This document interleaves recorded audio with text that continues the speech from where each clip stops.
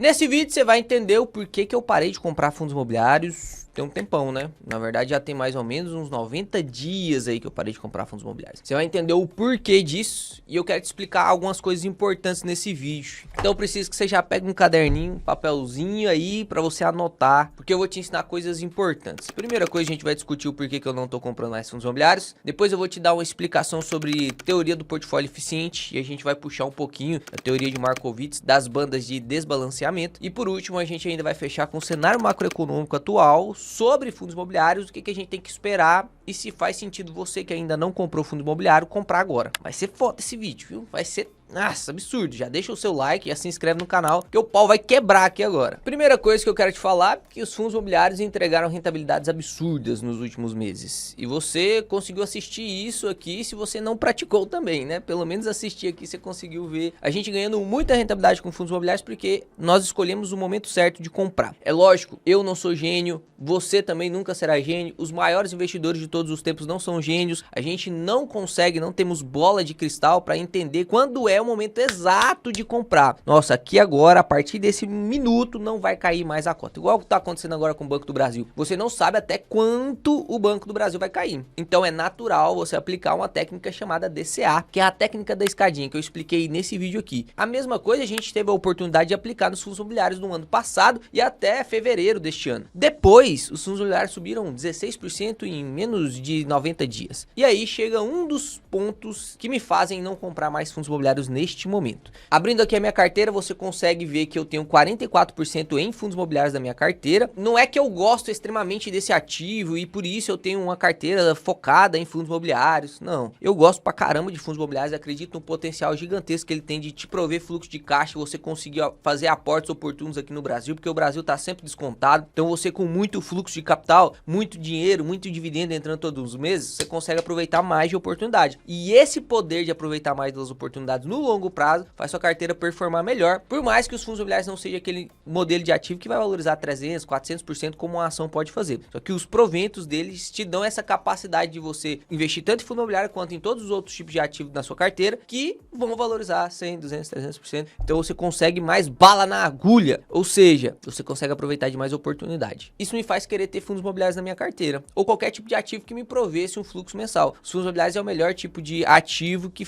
cumpre esse papel. E como naquela época estava muito descontado, não teve como. Tem que aproveitar quando está descontado. Muita gente fala que você não consegue ganhar dinheiro com fundos imobiliários e a gente provou justamente o contrário. Muitos fundos imobiliários valorizaram aí nos últimos 6 meses na casa do 17,45%, como foi no fundo imobiliário REC-R, no XPML aí na casa dos 6,38%, KNR 15%, HGLG 4%. Aqui são fundos imobiliários grandes, não são fundos imobiliários pequenos não, são fundos imobiliários que você, é como se você tivesse visto, por exemplo, o VEG caindo pra caramba, Banco do Brasil caindo pra caramba, Taesa caindo pra caramba, B-Seguridade caindo pra caramba e ficado com medo, como todo mundo ficou com medo lá na época que os fundos imobiliários estavam caindo, todo mundo falando, não vale a pena investir em fundo imobiliário, é melhor colocar meu dinheiro em renda fixa, afinal a renda fixa tá pagando 14,75% de rentabilidade ao ano no Selicão aí, ó, não tem nem perigo lá, porque a gente tem a garantia do Tesouro Público, já nos fundos imobiliários, pra que eu vou colocar meu dinheiro num fundo imobiliário que rende 10% ao ano de dividendo, 11% no máximo, sendo que na renda fixa, correndo muito menos risco, eu consigo render lá meus 13, 14%. E aí, tem muitas coisas aqui que tem que ser levadas em consideração. Custo de oportunidade, imposto de renda e, lógico, reversão dessa taxa. Porque quando a gente pensa na reversão da taxa, é óbvio que os fundos imobiliários depois, quando essa taxa ali cair lá para os seus 11, seus 10, seus 9%, que vai demorar um pouquinho, mas quando isso acontecer, os fundos imobiliários vão ficar extremamente atrativos. E aí você acha que o pessoal vai esperar isso acontecer para depois ir para os fundos imobiliários? Na verdade, isso já está acontecendo agora. Por isso que os fundos imobiliários já estão subindo, porque o pessoal já previu a queda da taxa Selic, já previu a queda dos juros futuros, já previu a queda da NTNB 2035, de longa data, 10 anos, 20 anos, e aí eles estão falando, pô, faz sentido eu acumular um pouquinho mais de cotas de fundos imobiliários neste momento, porque senão depois eu vou perder o fio da meada, né? E depois o pessoal já foi, e quando eu for eu vou pagar mais caro. E aí você não quis pagar R$80 numa cotinha lá em outubro, porque você queria deixar na renda fixa, hoje ela já tá custando 100, você não quer pagar 100, porque você quer deixar na renda fixa e já valorizou valorizou um pouco e daqui a pouco ela vai valer 120. Então, quem comprou lá nos 80, quem estava acompanhando o canal viu eu falando isso aqui várias e várias vezes. Quem vai comprar agora, será que ainda vale a pena realmente? Será que realmente vai subir para os 120? A gente vai falar isso no final do vídeo. Mas um dos motivos de eu parar as minhas compras é por quê? Porque primeiro, os fundos imobiliários subiram pra caramba, tava em muito desconto. E aí eu tirei dinheiro do meu bolso e aportei pra caramba em fundos imobiliários. E aí a gente chega no segundo ponto desse vídeo, que é justamente a teoria do portfólio eficiente. E eu vou juntar aqui um pouquinho com a teoria da eficiência do Markowitz, que foi quem ganhou o Prêmio Nobel de 1952. Então não é pouca coisa, né, galera? É um Prêmio Nobel, é coisa de louco. E você ignorando, você tem capacidade de investir com técnicas de uma pessoa que ganhou o Prêmio Nobel de Economia. Mas não, você quer seguir o cara lá que faz vídeo de 5 minutos e quer te falar assim, ó, compra tal fundo, nem sabe por quê.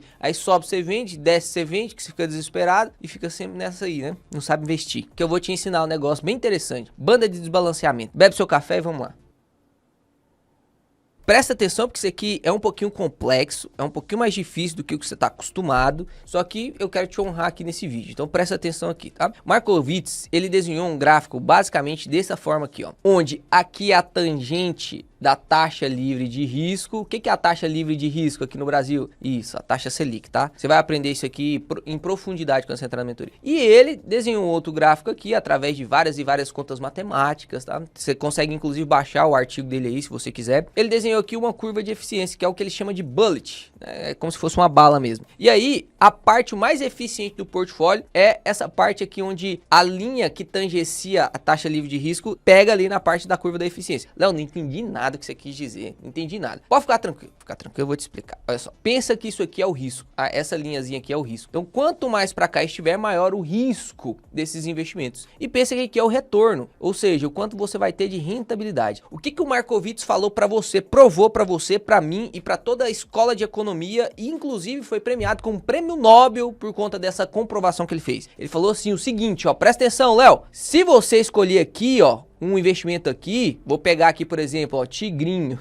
Tigrinho, é um investimento, o pessoal fala que é investimento, né? Tem muito risco, o retorno também pode ser muito grande, na verdade o retorno é praticamente zero, porque você nunca vai ganhar, o risco é tão alto que você só perde, mas enfim, vamos supor que você conseguiria aí, você tá iludido ainda que você vai ganhar alguma coisa com o Tigrinho. O retorno é alto, teoricamente, prometido é alto, mas o risco é tão absurdo, mas tão absurdo, que você tende a ficar sempre abaixo da média, sempre abaixo da média. Se eu escolher um ativo bem aqui, ó, o risco é pequenininho, só que o retorno também é bem pequenininho. Então é um ativo que eu vou ficar abaixo da média também. Léo, onde seria, segundo o Markowitz, o local ideal para minha carteira ficar? É aqui, no ponto de inflexão da curva de eficiência. Essa curvinha aqui é chamada de curva de eficiência. E o ponto de inflexão é justamente esse, ó. Então o Markowitz, ele falou assim, Léo, se concentra em ficar aqui nesse ponto, ó. Porque você vai ter um risco menor para um retorno melhor. E no longo prazo, você vai ter uma rentabilidade muito acima da média. Porque os seus ativos não são tão arriscados, a sua carteira que você montou através do seu método de alocação não é tão arriscado e mesmo assim confere um bom retorno. Então você está abrindo mão de um retorno de 17% para ganhar 15%, mas o cara que está ganhando 17% estava correndo 20% de risco e você que ganhando 15% está correndo 10%. Ou seja, a sua carteira vai ter muito menos volatilidade, a sua carteira vai ter muito mais constância, inclusive de pagamento de dividendos, caso sejam ativos de dividendos. E quando o ativo é de dividendo, mas tem uma alta volatilidade,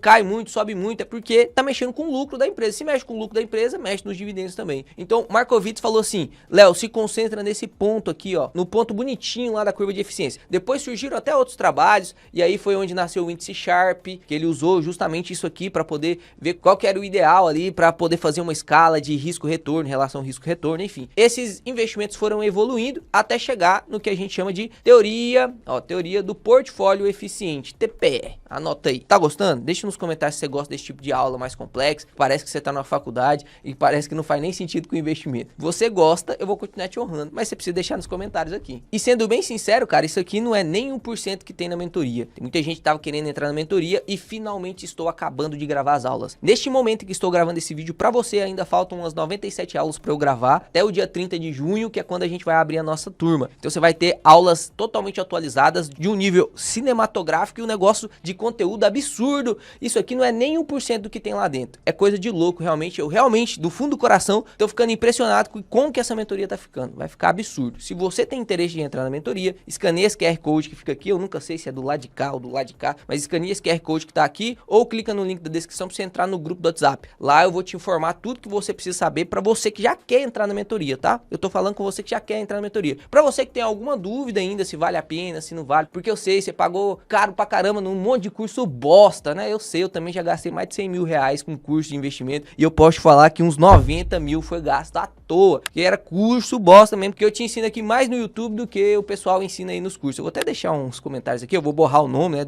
para não ficar antiético, mas muita gente já sofreu essa experiência ruim também. E aí, para te dar um pouco mais de certeza e você conseguir confirmar se vale a pena ou não a mentoria para você, eu vou fazer 3 aulas no dia 24, 25 e 26 às 20 horas para te mostrar como que vai ser mais ou menos ali dentro da mentoria. Você vai ficar impressionado porque só nessas 3 aulas que serão gratuitas, você não vai precisar pagar nada, é só você clicar no link aqui para você se inscrever, você já vai ficar impressionado com o conteúdo que eu vou entregar lá. E você sabe que eu honro cada segundo seu aqui no vídeo, então não vacila, se inscreve aí, vai ser gratuito, você não tem nada para você perder. Continuando aqui então com a teoria do portfólio eficiente. Na teoria do portfólio eficiente, o que é dito? Primeiro, você tem que ter um portfólio com correlação negativa, então você tem que montar o seu método. Por exemplo, na minha carteira eu tenho fundos imobiliários, eu tenho ativos internacionais, eu tenho renda fixa, eu tenho ações brasileiras, eu sigo o método Kraken. Então, o que o TPE lá me diz? Léo, você vai criar o seu modelo? Você criou o modelo Kraken? Beleza, Léo, você criou o modelo Kraken. Mas esse modelo Kraken, ele tem que ter correlação negativa entre eles. Os ativos têm que ter correlação negativa entre eles. E correlação negativa, se você não sabe, pode ficar tranquilo, ainda não é a hora de você aprender aqui nesse vídeo, que senão ficaria muito longo. Mas o que eu quero que você entenda é que esses ativos dentro do método Kraken, por exemplo, as ações brasileiras têm correlação negativa com cripto, com ações no exterior. A parte de fundos imobiliários tem correlação negativa entre tijolo e papel. Enfim, eu já expliquei isso aqui em algum momento no YouTube e lá nessa imersão eu também vou te explicar um pouco sobre isso. Logo, depois que você montou o modelo eficiente com correlação negativa, como define a teoria do portfólio eficiente, você ainda tem que estabelecer bandas de desbalanceamento. Ou seja, vou apagar isso aqui, se você quiser tira print aí para você anotar depois. Vou apagar. O que a teoria do portfólio eficiente me manda fazer? Por exemplo, eu tô lá com o meu Kraken e aí eu defini que a minha parte de fundos imobiliários é 25% da carteira, tá? 25% da carteira. Então, o caixa tem um pouco, ações tem um pouco, cripto tem um pouco, exterior stocks, que é ação no exterior, tem um pouco, negócios, opções, tem mais um pouco, e aqui no caso dos fundos imobiliários é 25%. Mas perceba,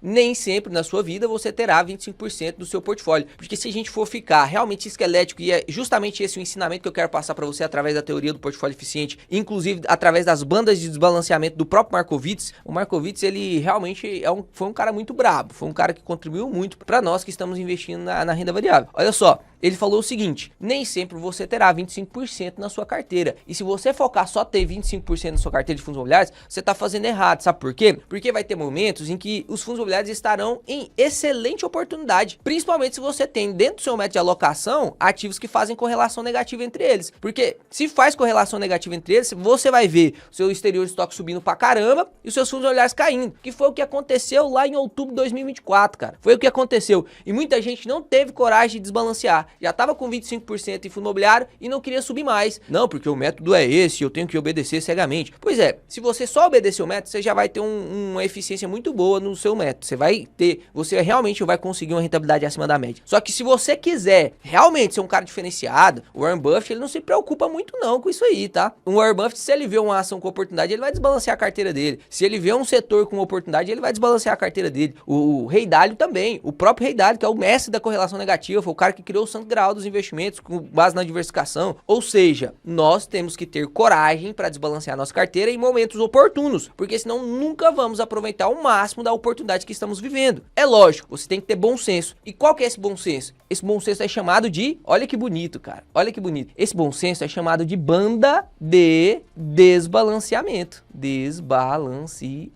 Banda de desbalanceamento. Existem 2 tipos de desbalanceamento: o desbalanceamento proposital e o não intencional. O não intencional é quando você investe em uma coisa, essa coisa sobe demais e aí a sua carteira fica desbalanceada por causa da alta dessa coisa. Ou desvalorização também. Você investiu num negócio lá, num ativo, esse ativo desvalorizou pra caramba e aí ele desbalanceou sua carteira também. Pode ser, isso é o desbalanceamento não intencional. O desbalanceamento não intencional, ele pede um rebalanceamento mais rápido. Agora, o desbalanceamento proposital, esse ativo está em oportunidade e eu quero investir mais do que o meu método manda nele, porque realmente ele está em oportunidade, eu vejo a oportunidade, eu fiz cálculo, eu tracei fato, eu não tô seguindo dica, isso é importante, tá? Eu não tô seguindo dica, então eu vou desbalancear minha carteira aqui agora, e esse tipo de desbalanceamento, ele prevê um rebalanceamento mais demorado, porque você vai ir rebalanceando depois, com vendas parciais, se você quiser, depois da valorização, porque se está em oportunidade, primeiro você tem que esperar valorizar, ou com seus aportes mesmo, enfim. Então a banda de desbalanceamento é literalmente o bom senso. E o que que esse bom senso diz pra gente? Ele fala o seguinte: Léo, tudo bem, você não precisa obedecer cegamente os 25%, mas você precisa ter um limite, você precisa ter um bom senso. Você não vai também colocar 100% da sua carteira em fundos imobiliários só porque os fundos imobiliários estão em oportunidade. Imagina só o Léo lá em outubro, vendo que os fundos imobiliários estavam em oportunidade, vendia todos os ativos, vendia tudo.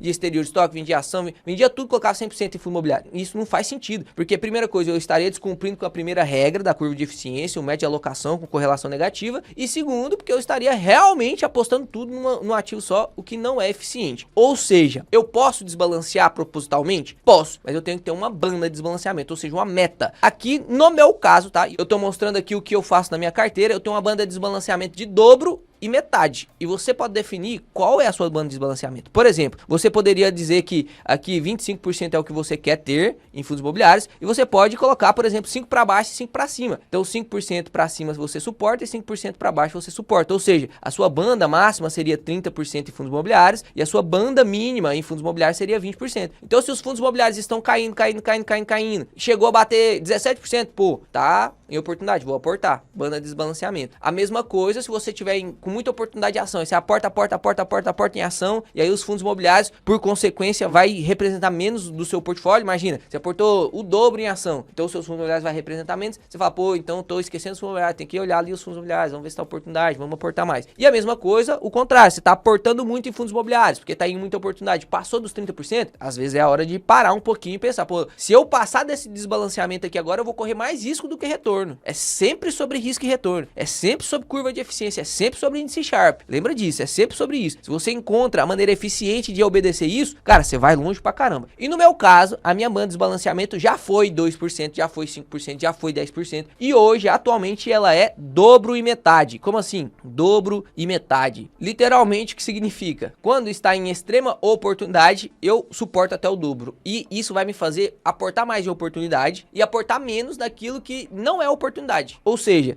no caso aqui, a minha banda vai até 50% e desce até 12,5%. Então, se os fundos imobiliários representar 12,5% do meu portfólio, eu falo, opa, eu preciso rebalancear isso aqui. E se os fundos imobiliários chegarem a bater 50% da minha carteira, eu falo, opa, mesmo que esteja em oportunidade, eu não posso aportar mais, porque eu já bati minha banda de desbalanceamento. A partir de agora, se eu aportar mais, vai ser eu correr mais risco do que realmente coletar esse retorno. Foi justamente o que eu fiz, né? Olha lá o que eu fiz. Eu aportei até, se você pegar os últimos vídeos de eu aportando aí, você vai ver que teve momentos que eu tive 50% certinho, 49, uns quebradinhos em fundos imobiliários. Hoje já tá 44, chegou até ser mais de 50, porque quando eu aportei, eles subiram um pouquinho, chegou a ser mais de 50. Mas já tem mais ou menos uns 4, 5 meses que eu não aporto fundos imobiliários, vou aportando só em ETF, que a gente teve que rebalancear. O ETF é dobro e metade também, e tá abaixo da metade, por isso que estamos aportando em ETF. E aí você sempre tem que olhar o que está em maior oportunidade no momento. No momento, os fundos imobiliários estão em oportunidade? O pior é que tá, cara. Pior é que tá. Só que tem algumas ações que estão um pouquinho mais descontadas, você tem que obedecer seu método de desbalanceamento, por isso que eu parei de investir em fundos imobiliários, apesar de estar com muita vontade ainda de investir em fundos imobiliários. Eu vou te mostrar aqui agora, já que você já entendeu os dois motivos que me fizeram parar de investir em fundos imobiliários, você já entendeu um pedaço da teoria do portfólio eficiente, você já entendeu um pouquinho ali sobre curva de eficiência de Markowitz e as bandas de balanceamento de Markowitz. Isso aqui é um conteúdo bem resumido para você, mas eu tenho certeza que isso aqui já vai te ajudar pra caramba, vai responder muitas dúvidas da sua cabeça. Agora a gente vai falar do quarto ponto pra gente encerrar o vídeo com chave de ouro. Você que ainda não tem fundos imobiliários, você que ainda tá aportando em fundos imobiliários, será que você tá fazendo certo? Que a gente precisa olhar se os fundos imobiliários ainda estão descontados. E a gente viu que o IFIX já subiu 16% nos últimos 4 meses. Quando você olha um gráfico desse aqui, por exemplo, pegando de janeiro até hoje e vê ali 16% de alta, você fala assim, caramba, será que se eu investir agora, eu tô investindo num negócio caro? E aí a resposta é que Tá até aqui na caneca, ó. Nem tudo que cai é oportunidade, nem tudo que sobe deixou de ser oportunidade. Ou seja, tem que fazer conta, tem que olhar, fazer análise, tem que ler relatório. E aqui eu quero te mostrar dois gráficos lindos, lindos, lindos para você ter uma correlação com o IFIX e mais ou menos e conseguir estudar qual o cenário macroeconômico atual e qual seria o reflexo posterior dele no IFIX. Como assim, Léo? Vamos lá. Esse gráfico de velas aqui é o IFIX. Então você já conseguiu perceber que o IFIX subiu e desde setembro do ano passado ele já subiu pra caramba, subiu pra caramba, beleza? E aí, lembra que eu te falei que faz os fundos imobiliários caírem, os fundos imobiliários subirem? É a migração do pessoal da renda fixa pra renda variável. E era certo que muita gente lá em setembro, outubro, quando a taxa começou a disparar, ia sair de fundo imobiliário, que tava pagando 9%, 8%, 10%, pra poder ir pra taxa Selic que tava pagando 14, 13, 12, pré-fixado, yield com IPCA+, ali, com NTNB com yield de 6, 7%, IPCA mais 6, mais 7. Era mais rentável do que os fundos imobiliários. E os fundos imobiliários despencaram. E aí, quando eles despencaram, muita gente já tinha saído de fundo imobiliário e foi para renda fixa. E agora muita gente olhou para isso aqui, para essa queda e falou: pô, eu vou comprar agora porque agora tá em oportunidade. Isso fez o fundo imobiliário cair. E o que faz ele subir é justamente o contrário. Ou seja, eu preciso de uma métrica de análise onde eu quero ter pelo menos um indício de pessoal saindo da renda fixa para indo para renda variável. Porque se o pessoal começar a sair da renda fixa e ir para renda variável, significa que os fundos imobiliários ainda têm chance de subir. Porque se tem muita gente aqui ainda e elas querem vir para cá, esse preço sobe, certo? E aí eu quero te mostrar esse primeiro gráfico aqui. Esse gráfico em rosa aqui é o yield da NTNB 2035. O que significa isso? É o yield médio, ou seja, a rentabilidade média que o NTNB 2035, o IPCA+ 2035 lá do Tesouro Público, está rendendo para esse pessoal que compra lá na renda fixa o IPCA+ 2035. E perceba a correlação que ele tem com o IFIX. Preste atenção nisso aqui. Quando ele começou a cair, olha só a reação do IFIX. Por quê? Porque o pessoal estava saindo da NTNB 2035 justamente para entrar na renda variável. E um dos ativos da renda variável é justamente os fundos imobiliários. Então você vai ver isso aqui também acontecendo com ações. Mas tem uma íntima relação com os fundos imobiliários, porque historicamente a NTNB 2035, 10 anos, 20 anos, tem uma correlação muito grande com imóveis, com o mercado imobiliário. E o fundo imobiliário, ele é mercado imobiliário, né? Então tem uma alta correlação ali com renda provinda de aluguel, provinda de fundos imobiliários de papéis também. Então aqui você consegue perceber que quando a NTNB cai, o fundo imobiliário sobe. Quando a NTNB sobe, olha lá, o fundo imobiliário tava subindo pra caramba. Só que aí a NTNB voltou a subir. O que aconteceu com os fundos imobiliários? Pararam de subir. Aí depois a NTNB caiu mais um pouco, ó. O que aconteceu com o fundo imobiliário? Pá. Aí a NTNB deu uma respondida, o fundo imobiliário ficou quieto. NTNB subiu. Prau! Olha o que aconteceu com fundos imobiliários. Foi no iniciozinho ali de janeiro, que inclusive eu soltei um vídeo ontem contando o que o Lula fez para isso aqui acontecer. Se você tiver curiosidade, vai lá dar uma olhada. E aí depois a NTNB começou a cair. Olha o que começou a acontecer com os fundos imobiliários. E agora o que te resta é saber se isso aqui vai continuar subindo ou se vai continuar descendo. Porque se continuar subindo, o IFIX vai cair. Mas se cair, o IFIX vai subir. Ou seja, será que o IFIX está em oportunidade ou não? A gente precisa fazer um estudo de mercado, um estudo do cenário macroeconômico para ver se as taxas do Tesouro Público vai cair ou não. Principalmente taxas futuras, não é a taxa atual, taxa futura, porque é a expectativa do mercado. Lembra? O pessoal vai sair lá da renda fixa e vai entrar no fundo imobiliário pela expectativa de achar, eu acho que essa rentabilidade vai cair, então eu já vou logo, porque senão depois eu perco a oportunidade. Então não é esperar o IFIX subir daqui 3 meses, porque daqui 3 meses a taxa Selic vai cortar. Não, se já tem expectativa de corte da taxa Selic agora, os fundos já vão subir agora. E para isso a gente pode usar o gráfico dos juros futuros também. Ali é o yield da NTNB e aqui eu estou usando o DI, que é o quanto de juro, ou seja, o depósito interbancário, basicamente a Selic menos 0,1 estará neste futuro aqui. Então olha só o que o pessoal tá pensando que vai acontecer em 2026. Olha lá, vai finalizar o ano em 14,90. Em 2027, 14,30. Em 2028, 13,80. Em 2029, 13,80. Em 2030, 13,80. Então, teoricamente, o pessoal tá especulando uma queda da taxa Selic de 14 no patamar que tá agora, ou de 15 ali, que vai ficar. Pode ser que aconteça mais uma subida agora nessa próxima reunião do Copom. Eu acho pouco provável, mas pode ser que aconteça. Eles estão com a expectativa de que vai cair para 13,80. E se estão com a expectativa de que vai cair para 13,80, é lógico que isso vai ser ajustado. Na verdade, já tá ajustado no IFIX. E aí, depende do que você acha. Você acha que lá em em 2035 a taxa Selic vai estar de 13,96? Na minha opinião, se a gente olhar ali para um intervalo mais curto de prazo, que é mais fácil, entre aspas, de prever, 2035 não sabemos nem se nós estamos vivos ainda, mas aqui, nessa parte de troca de governo, teoricamente eu tenho uma tendência em pensar que a taxa vai cair. Ou seja, lá em 2026, 2027, 2028, a gente vai estar comendo a pipoquinha, assistindo a Copa do Mundo e torcendo pelas eleições e provavelmente vai ter muito medo no mercado, mas posteriormente a tendência é que não continue a taxa Selic tão alta assim. O próprio Copom já mostrou nas suas atas de reunião que eles não pretendem subir mais tanto assim o juro. O próprio IBGE está mostrando que o IPCA ele está sendo contido e que a perspectiva do IPCA futuro é justamente a gente ter quedas. É lógico que ainda está muito acima da meta, que a meta é 4,5 e hoje está em 5,30, 5,40, mas a tendência é que não continue subindo, porque se continuar subindo, aí o pessoal ia ficar com medo, ia falar assim, pô, se o IPCA está subindo, vai ter que subir mais a taxa de juros. Se vai subir mais a taxa de juros, eu vou ficar no fundo imobiliário ou na renda fixa? Ficar na renda fixa. Então, quem tá lá na renda fixa não vai ter estímulo para vir para o fundo imobiliário. Mas a partir do momento que a gente começa a pensar assim, pô, o IPCA tá caindo, a taxa de juros tem a tendência de cair, porque se o IPCA cair, a taxa de juros pode arrefecer um pouco. Se a taxa de juros vai arrefecer um pouco, num curto intervalo de tempo, ou um médio prazo, faz mais sentido eu ficar na renda fixa ou eu já ir para um ativo que vai me render mais no futuro? Então depende do que você acha. Não tem certo e errado. Na minha opinião, segundo a minha análise, e o que eu não quero que você absorva isso como uma verdade absoluta, porque eu não tenho bola de cristal, ninguém tem. Quem fala que tem tá mentindo, porque é só papai do céu que tem a bola de cristal. Mas eu ainda vejo os fundos imobiliários aí com uma perspectiva de alta de 20, talvez 15% ainda, e só para chegar ali no PVP de 1, só para poder voltar no normal. Porque pode ser que dependendo do rumo do mercado, pode ser que o pessoal fica eufórico e aí sobe acima do que seria o esperado. Minha opinião ainda está em oportunidade, mas não estou comprando. Agora você sabe, teoria do portfólio eficiente, banda de desbalanceamento, curva de eficiência, ou você aprendeu pra caramba nesse vídeo. Se você não deixou o like, não se inscreveu no canal, você é maluco, doido, fora da casinha. Se inscreve também na imersão que você não vai se arrepender não. Te espero aí na nova turma se você quiser realmente passar por um outro nível. Se você quiser continuar aí mediano, se você quiser continuar entrando nesses cursinhos aí que não te ensina bosta nenhuma, não vou ser tão duro, né? Mas se você quer continuar entrando nesses cursos que vão te ensinar o conhecimento raso, quando você quiser se aprofundar, você entra na mentoria, beleza? Fique com Deus, papai do céu te abençoe. Tamo junto, até o próximo vídeo.